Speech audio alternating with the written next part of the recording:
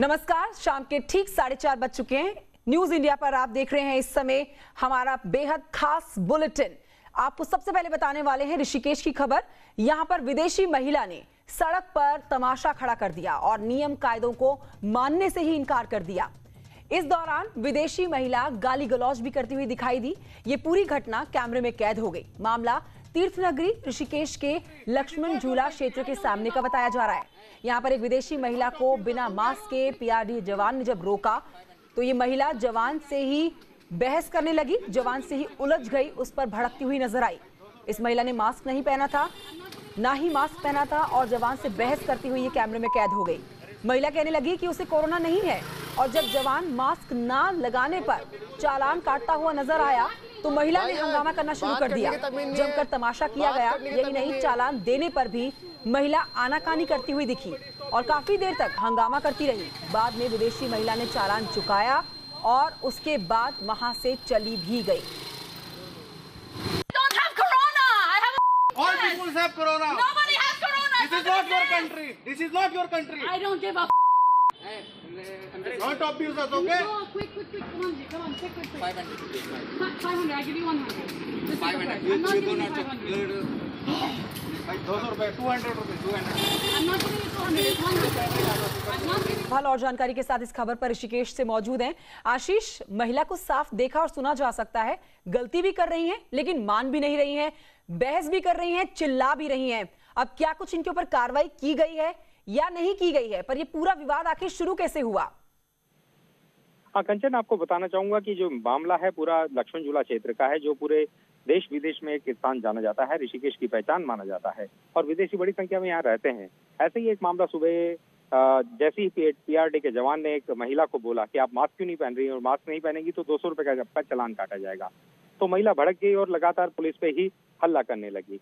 संजय, इसमें देखने वाली बात यह है कि पुलिस के जो जवान है वो लगातार कोरोना का जो प्रोटोकॉल है उसे पालन करवाना चाह रहे हैं, लेकिन विदेशी जो है वो लगातार इसका मजाक उड़ा रहे हैं। और ये पूरा मामला एक इस तरह से सामने आया है जिसमें पीआरडी जवान ने आखिर में इसका 200 रुपए का चालान काटा, तो उसके बाद भी महिला हंगामा करती रही। जी कंचन। ठीक है, शुक्रिया आपका आशीष डोभाल इस जानकारी के लिए। तो तस्वीरें दिखा रहे हैं आपको, ये वीडियो आप देख सकते हैं ऋषिकेश जिस जो आया है, जहां पर लक्ष्मण झूला के पास का ये विवाद, ये विदेशी महिला जिसने मास्क नहीं पहना और जब इसका चालान काटा गया तो पुलिस वाले के साथ बहस करती हुई नजर आई। All people have corona. Nobody has corona. तो उत्तराखंड में लगातार कोरोना के अब केस बढ़ रहे हैं। इसी पर आपको अपडेट दे दें कि देहरादून में राजनीतिक पार्टियां इस तक पहुंच चुकी है। कोरोना के खतरे को देखते हुए देहरादून में बीजेपी के महानगर ऑफिस को भी अब बंद कर दिया गया है। 8 सितंबर तक बीजेपी के देहरादून महानगर ऑफिस को बंद किया गया है। पार्टी के मंडल अध्यक्ष और नगर निगम के पार्षद के पॉजिटिव निकलने के बाद यह फैसला लिया गया। वहीं बीजेपी का प्रदेश ऑफिस पहले ही 6 सितंबर तक के लिए सील कर दिया गया है।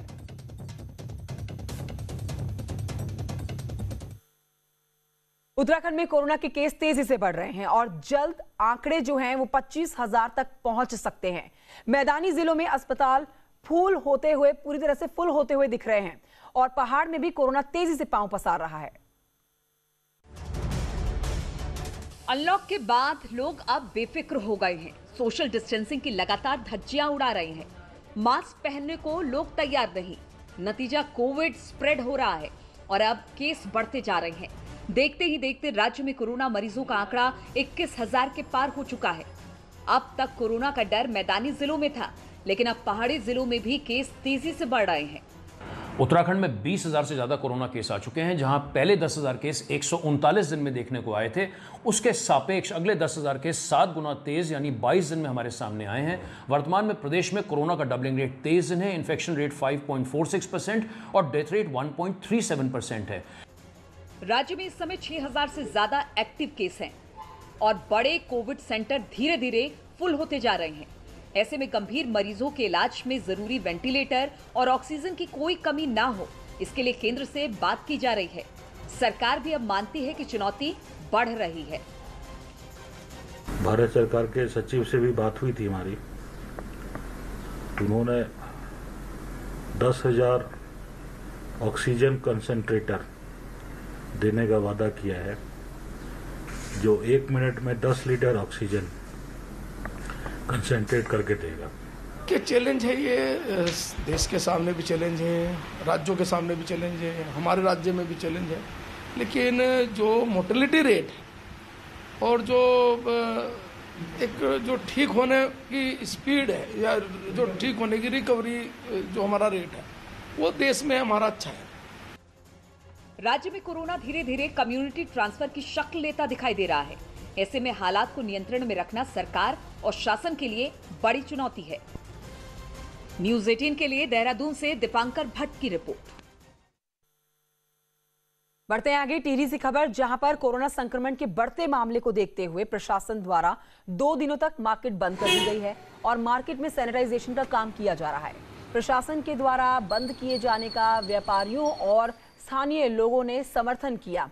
स्थानीय लोग कहते हैं कि शहर में कोरोना को रोकने के लिए कंप्लीट लॉकडाउन बेहद जरूरी है और जरूरत पड़े तो इसे बढ़ाना चाहिए। हमारा यही कहना है कि जब भी प्रशासन ऐसा काम करे तो बिल्कुल प्रॉपर पूरी तरह सैनिटाइज करके और पूरा बाजार को बंद करके ये काम करना चाहिए। हमारा पूरा समर्थन है प्रशासन को।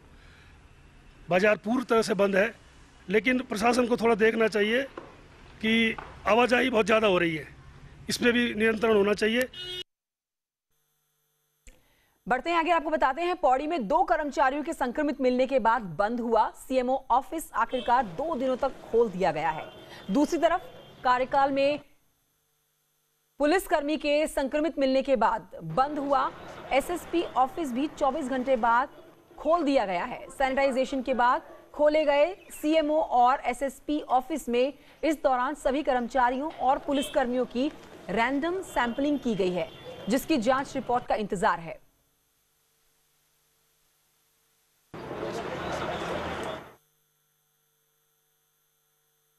बीजेपी प्रदेश प्रवक्ता सुरेश जोशी का दावा है कि कोई भी पार्टी का विधायक त्रिवेंद्र सरकार से नाराज नहीं है। जोशी ने सीनियर विधायक बिशन सिंह चौफाल के दिल्ली दौरे को सामान्य दौरा बताते हुए कहा कि क्षेत्र की समस्याओं को लेकर चौफाल दिल्ली के दौरे पर गए थे। साथ ही उन्होंने कहा कि चौफाल बॉर्डर इलाकों की समस्याओं को लेकर कई बार मुख्यमंत्री से, राष्ट्रीय नेतृत्व से बात कर चुके हैं, मिल चुके हैं। ऐसा कहीं दूर दूर तक नहीं है। चौफाल जी हमारे बहुत सीनियर नेता हैं और जिन्होंने पार्टी को जो है कि एक तरह से स्टार्टिंग दी है और आज यहाँ तक वो पहुँचे हैं और पार्टी भी जो है कि अपने एक चरम पर है। इसलिए उन्होंने अपनी बात को माननीय मुख्यमंत्री जी के सामने भी रखा, राष्ट्रीय अध्यक्ष जी के सामने भी रखा। हरिद्वार में अगले साल की शुरुआत में कुंभ का आयोजन होना है, जिसके लिए व्यवस्था की जा रही है। लेकिन साल 2016 में बने स्टेट गेस्ट हाउस का 4 साल में ही इतना बुरा हाल हो गया कि आप देख सकते हैं। यह हैरान करने वाला वीडियो। करीब 17 करोड़ में गढ़वाल मंडल विकास निगम ने एजेंसी के तौर पर यह गेस्ट हाउस बनाया, लेकिन खबर है कि लो क्वालिटी काम को देखते हुए GMVN ने इसे लेने से इनकार कर दिया था और फिर साल 2019 में इसे राज्य संपत्ति विभाग को ट्रांसफर किया गया।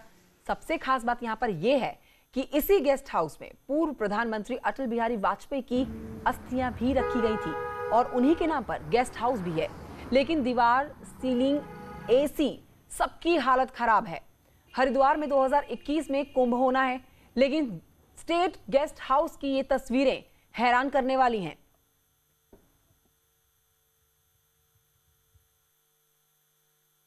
राज्य में पोषण महीने को लेकर महिला एवं बाल विकास विभाग के योजनाओं पर काम कर रहे हैं, जिससे सबसे ज्यादा खास बात यह सामने आ रही है, कुपोषित बच्चों का ध्यान रखना। पिछले साल शुरू की गई इस योजना का अच्छा रिस्पांस मिलना ये बड़ी बात है। मंत्री रेखा आर्या कहती हैं कि पिछले साल राज्य में 16,000 कुपोषित बच्चों की जानकारी मिली, जिनको अलग अलग माध्यमों से गोद लिया और अब तो 5,000 से ज्यादा बच्चों की हालत बेहद ठीक हो चुकी है। अब विभाग इन बच्चों को गोद लेने वालों को सम्मान देने की बात कर रहा है। अन्य बच्चों को गोद लेने के लिए प्रेरणा देने की भी प्लानिंग की जा रही है।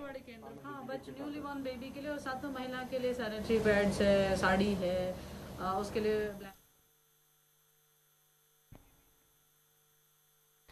हरिद्वार के खानपुर से बीजेपी के विधायक कुंवर प्रणव सिंह चैंपियन के बीजेपी में शामिल होने के बाद से हरिद्वार में राजनीति गर्मा गई है। वहीं उनके समर्थक अब उन्हें गुर्जरों के बड़े नेता के तौर पर देख रहे हैं। देखिए रिपोर्ट।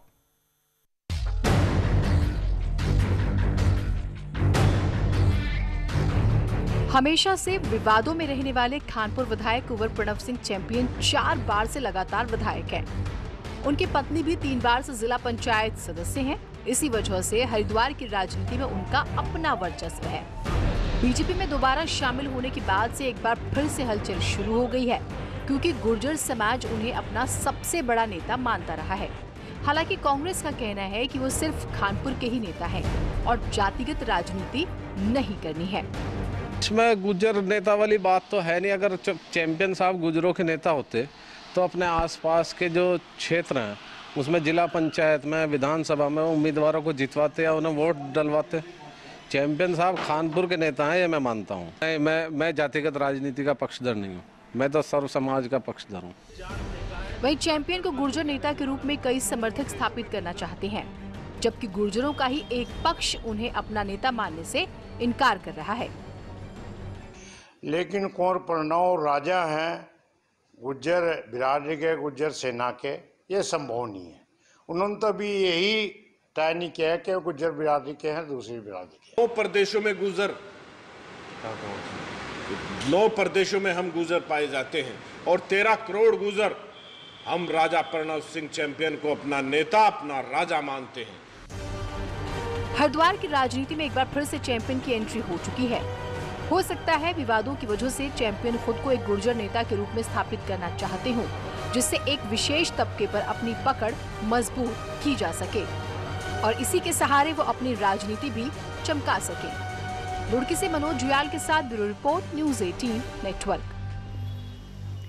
अब बढ़ते हैं आगे। रुड़की से खबर, जहां के गांव में जन्मदिन की पार्टी के बाद सड़कों पर हुड़दंग और उत्पाद मचा रहे युवकों का एक वीडियो सोशल मीडिया पर वायरल हो रहा है। आपको दिखाते हैं वही वीडियो जिसमें आप देखेंगे जन्मदिन की पार्टी 2 युवकों की ये बताई जा रही है और उन्होंने अपने साथियों को पार्टी पे बुलाया था। इन युवकों ने गांव में जमकर हंगामा किया, हुड़दंग मचाया। ये वीडियो वायरल हो गया और वही वायरल वीडियो की आप बहुत ही एक्सक्लूसिव तस्वीरें देख रहे हैं न्यूज़ 18 उत्तराखंड उत्तर प्रदेश पर।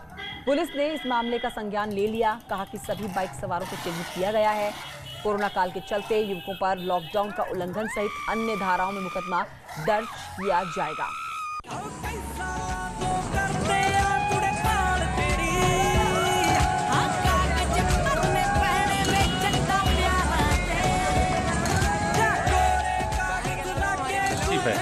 इनका बर्थडे था, इनके द्वारा कुछ अपने दोस्त लोग इकट्ठा करके बर्थडे मनाया गया नहर किनारे और उसके बाद इन्होंने बाइकें इकट्ठा करके करीब 15-20 बाइकें थी जो पूरे गांव में घुमाई इन्होंने।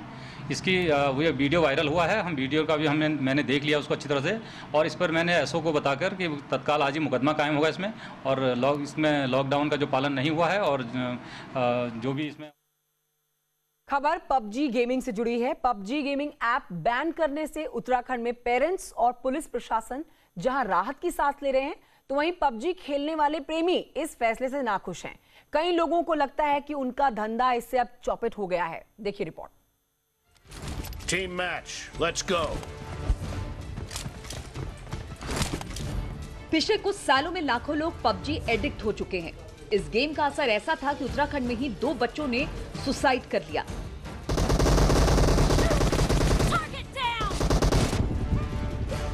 वहीं एक बच्चे ने अपने पिता को 7 लाख का चूना लगा दिया। पबजी के शौकीन गेम बंद होने से दुखी हैं। वहीं पेरेंट्स ने अब राहत की सांस ली है। बुरा लग रहा है क्योंकि बहुत टाइम से खेलता आ रहा हूँ मैं, पैसे भी लगाए इसमें और टाइम भी लगाया है इसका। उसमें करियर भी निकाल सकते थे हम आगे ई स्पोर्ट्स वगैरह में, तो बुरा लग रहा है अभी। तो बहुत अच्छा लग रहा है कि पबजी बैन कर दिया गया है, क्योंकि काफ़ी परेशानी हो रही थी। बच्चे बहुत कुछ गलत भी सीख रहे थे उससे, जैसे लाइक उसमें बोलना जो था। अब तो जैसे हमारे बच्चे छोटे हैं, अब इधर से उधर से बातें सुन कर कि पबजी खेलना है, पबजी खेलना है, उन्होंने जिद करके खुद ही डाउनलोड करना सीख लिया था। वहीं पबजी बैन होने से पुलिस की भी एक समस्या दूर हुई है। बैन कहीं ना कहीं एक मेरे ख्याल से पेरेंट्स के लिए भी राहत भरी खबर है, क्योंकि बच्चों में बहुत ज़्यादा साइकोलॉजिकल इम्पैक्ट इसका और साइकोलॉजिकल अलग अलग तरह की परेशानियां जो है वो रिफ्लेक्ट हो रही थी, तो एक राहत भरी खबर ही है। अब भले ही पबजी बैन कर दिया गया हो, लेकिन अब भी सोशल साइट्स पर कई ऐसे ऐप हैं जो बच्चों को गेमिंग एडिक्शन की हद तक ले जा रहे हैं। जरूरत है बच्चों को ऐसे ऐप से दूर रखा जाए। न्यूज 18 के लिए देहरादून से भारती सकलानी की रिपोर्ट। और अब आपको बताएं कि राजकीय मेडिकल कॉलेज श्रीनगर की 17 सितंबर से शुरू होने वाली 2015-16-17 एमबीबीएस बैच की सप्लीमेंट्री परीक्षाओं में कोरोना संक्रमित स्टूडेंट्स नहीं बैठ सकेंगे। देहरादून और अमृतसर से पहुंचे 2 स्टूडेंट्स की जांच में कोरोना पॉजिटिव मिलने के बाद उन्हें बेस अस्पताल में आइसोलेट किया गया है। सप्लीमेंट्री परीक्षाओं में 90 स्टूडेंट्स शामिल होंगे, जिन्हें 5 सितंबर तक कॉलेज पहुंचकर रिपोर्ट करनी होगी।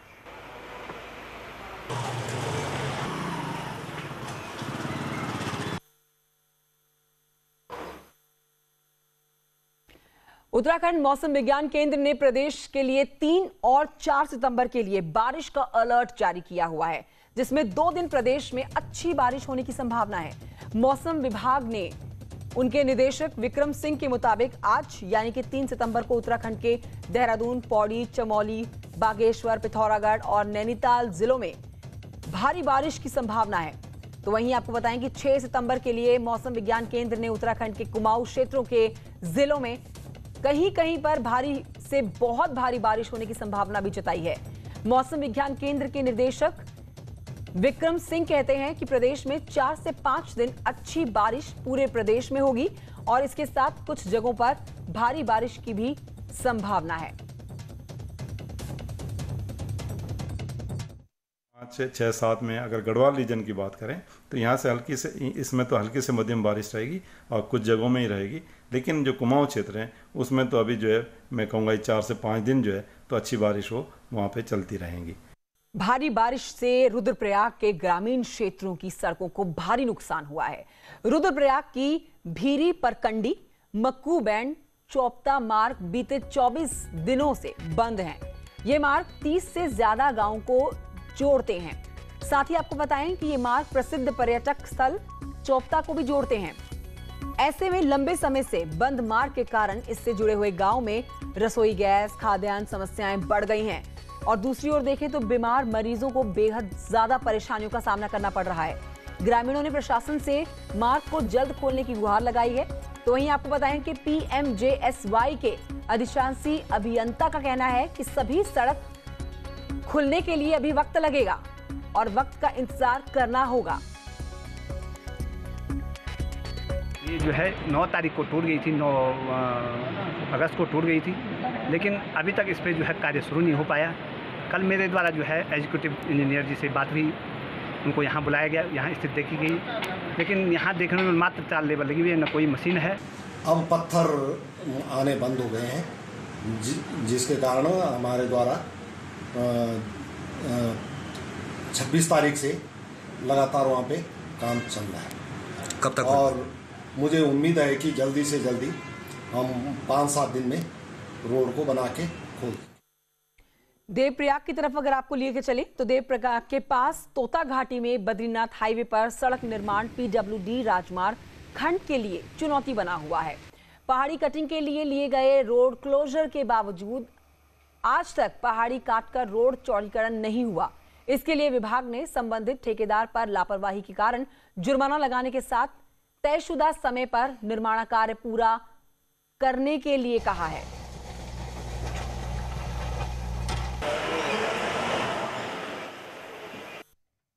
मानसून हमारा फेवरेबल होता है तो हम उसको विद इन मंथ करने का पूरा टारगेट है। इस बात के लिए हमने कॉन्ट्रैक्टर को नोटिस भी दिए हैं और काम न कर पाने की वजह से हमने कॉन्ट्रैक्टर पे एग्रीमेंट के अकॉर्डिंग पेनाल्टी भी लगाई है। फर्दर नहीं कर पाएगा तो वो एग्रीमेंट के हिसाब से होगी। पहाड़ों की रानी मसूरी की अब बात करते हैं, जहां पर आजकल एक बार फिर से वीरान तस्वीरें नजर आ रही हैं। भारी बारिश के कारण देहरादून से मसूरी जाने वाला मुख्य मार्ग भट्टा गांव के पास पहाड़ दरकने से क्षतिग्रस्त हो गया। मसूरी जाने वाले पर्यटकों और लोगों को देहरादून के कोठाल गेट के पास से ही वापस आना पड़ रहा है। कोठाल गेट के पास पुलिस ने बैरिकेडिंग कर रखी है। मसूरी जाने वाला खाद्य सामग्री और तमाम वस्तुएं जो हैं उनको ले जाने वाले ट्रकों की कतारें कोठाल गेट चौकी के पास देखी जा सकती हैं। हिमाचल प्रदेश मोटर साहिब से आया हूँ। मसूरी का सीमेंट भरा हुआ है, रात 3 बजे से खड़े हैं, रात तो बंद है और ये कहा नहीं जा सकता कि कब खुलेगा कब नहीं। चाय नहीं है, नाश्ता नहीं है, कुछ नहीं है सर, प्रॉब्लम है बहुत ज़्यादा। देवभूमि उत्तराखंड में 5वें धाम के रूप में विश्वविख्यात सिखों के पवित्र तीर्थ स्थल श्री हेमकुंड साहिब की अब बात करेंगे, जिसके कपाट कल खुलने जा रहे हैं, जिसके लिए आज 5 प्यारों की अगुवाई में पवित्र निशान साहिब को गोविंद धाम के लिए श्रद्धालुओं के लिए जत्थे के साथ रवाना किया गया, जहां पर रात्रि विश्राम के बाद कल सुबह सभी श्री हेमकुंड साहिब के लिए रवाना होंगे और ठीक 9 बजे से 5 प्यारों की अगुवाई में गुरु ग्रंथ साहिब को सचखंड से दीवान हाल में सुशोभित किया जाएगा, जिसके बाद आम श्रद्धालुओं के लिए कल से 1 महीने के लिए श्री हेमकुंड साहिब के कपाट खोल दिए जाएंगे। बता दें आपको कि इस 1 साल के लिए 1 जून को श्री हेमकुंड साहिब के कपाट खुलने थे, लेकिन कोरोना के खतरे को देखते हुए तय समय पर यात्रा को पीछे छोड़ना पड़ा। रोज से श्री अखंड पाठ साहब आरंभ थे। आज अखंड पाठ साहब की समाप्ति के उपरांत शब्द कीर्तन हुआ और अरदास करने के उपरांत 5 प्यारों की अगुवाई में सभी यात्री हैं वो आज गोविंद धाम के लिए रवाना हुए हैं। केदारनाथ धाम में मास्टर प्लान और देवस्थानम बोर्ड के विरोध में तीर्थ पुरोहितों का आंदोलन जारी है। तीर्थ पुरोहित बीते 37 दिनों से केदारनाथ मंदिर परिसर में कर्मिक धरने पर बैठे हैं। वहीं आपको बताएंगे केदारनाथ धाम में एक तीर्थ पुरोहित संतोष त्रिवेदी की भी अर्धनग्न अवस्था की त्रिकाल संध्या को 3 महीने पूरे हो चुके हैं। तीर्थ पुरोहितों का कहना है कि केदारनाथ धाम में तीर्थ पुरोहित 5वें श्राद्ध के दिन उत्तराखंड सरकार का पिंडदान करेंगे। इतना अन्याय चारों धामों के तीर्थ पुरोहितों के साथ कर रहे हैं। एक तरफ तभी बोल रहे हैं मास्टर प्लान, तभी बोल रहे हैं आप लोग कि ये धर्मशालाएं छोड़ो यहाँ से, और लोगों की धर्मशालाओं को चिन्हित कर रहे हैं। ये सरासर गलत है। उत्तराखंड लाइव में अब आपको बताएंगे नैनीताल में पर्यटकों के साथ कभी भी बड़ा हादसा हो सकता है। पिछले कई दिनों से नैनीताल के बैंड स्टैंड के आसपास जमीन लगातार धंस रही है। जमीन के धंसने की तस्वीरें आप देख रहे हैं। हालत यह है कि बैंड स्टैंड की दीवारें जमीन छोड़ने लगी हैं। इसके दोनों तरफ की जमीन का झुकाव झील की तरफ जा रहा है। जिस तरह से तेजी से ये दरारें बढ़ रही हैं, उससे लगता है कि कभी भी बड़ा हादसा इस इलाके में हो सकता है। ये देखिए अभी यहाँ पे जैसे ये कोरोना काल के बाद यहाँ पे फिर से सीजन स्टार्ट होता है, तो यहाँ पे हमेशा भीड़ बहुत ज़्यादा रहती है। और कभी भगवान ऐसा ना करे कि यहाँ पे बहुत ज़्यादा भीड़ और ऐसा धस जाए और कोई कैजुअलिटी हो जाए, तो उससे पहले प्रशासन को, नगर पालिका को इसका संज्ञान लेके इस पर तुरंत कोई ठोस कार्य करना चाहिए। एक्स्ट्रा लोड उस पर डालने का कोई ऐसा प्रयास नहीं किया जा रहा है। जहाँ तक धस रहा है, कुछ जगह पे दीवारें टूटी है। पिछली बार भी मैं इरीगेशन वालों को लेके आया था, उन्होंने एक आध जगह पे जहाँ पे जो मरम्मत के कार्य हुए लगे, एक आध जगह पे फिलहाल टेम्पररी रोका गया है, क्योंकि जब तक ये वाटर लेवल नीचे नहीं जाएगा तो अभी नीचे से इसका ट्रीटमेंट होगा ना। तो वो भी स्टडी कर रहे हैं और जैसे ही माना रिसीट होती है, वाटर लेवल थोड़ा कम होता है, तो उपयुक्त समय पर इसका ट्रीटमेंट नीचे से किया जाएगा। अब आगे बढ़ते आपको बताएंगे साहसिक पर्यटन का हब ऋषिकेश लॉकडाउन के बाद से बंद रहा है। यहाँ पर काफी समय से राफ्टिंग होती रही है, लेकिन पर्यटकों के न आने के चलते राफ्टिंग से जुड़े हुए जो लोग हैं वो परेशान हैं। सरकार से जल्द ही जल पर्यटन शुरू करने की मांग वो कर रहे हैं। साथ ही आर्थिक संकट झेल रहे एडवेंचर टूरिज्म को टैक्स में छूट और बैंक से लोन में राहत प्रदान करने की भी मांग कर रहे हैं, जिससे इस रोजगार से जुड़े हुए हर व्यवसायी का जीवन यापन हो सके।